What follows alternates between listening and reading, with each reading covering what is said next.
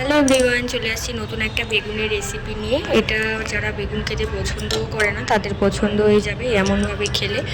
আর যাদের অ্যালার্জি আছে তারা একটু স্কিপ করতে পারো বা খেতেও পারো। বেগুনটাকে আগে ফার্স্ট জলের ওপর নুন দিয়ে বেগুনটাকে ডুবিয়ে রাখলে যাদের অ্যালার্জি আছে অতিরিক্ত তারা খেও না, তবে যারা কম আছে তাদের ওরকমভাবে খেলে কিছু হবে না আমি যতদূর জানি। ঠিক আছে, এটা কেমনভাবে তৈরি করি চলো দেখতে থাকো। আজকের এটা বেগুনের বাহারি তৈরি করব। কেমনভাবে করি, বেগুনটাকে ফার্স্ট আমি ধুয়ে নেবো ভালোভাবে। ধুয়ে নিয়ে বেগুনটাকে মাঝখান থেকে আমি বোটা শুদ্ধ রাখবো। বোটা শুদ্ধ রাখলেই এটা দেখতে সুন্দর লাগবে।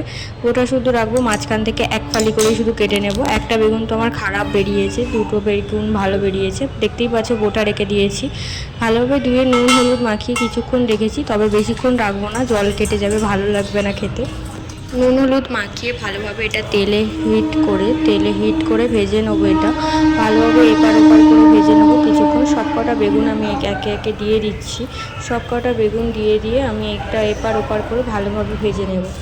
দেখতেই পাচ্ছ বেগুনটাকে এপার ওপার করে লাল লাল করে ভেজে নিয়েছি আমি, কিন্তু পুড়তে দিইনি, লাল লাল করে ভেজে নিয়েছি এপার ওপার করে নিয়ে আমি ওই তেলে সর্ষে দিয়ে দিয়েছি কিছুটা। আর তারপর পেঁয়াজ আদা রসুন বাটা দিয়ে দিয়েছি, দিয়ে ভালোভাবে এটা নাড়িয়ে চাড়িয়ে নেবো।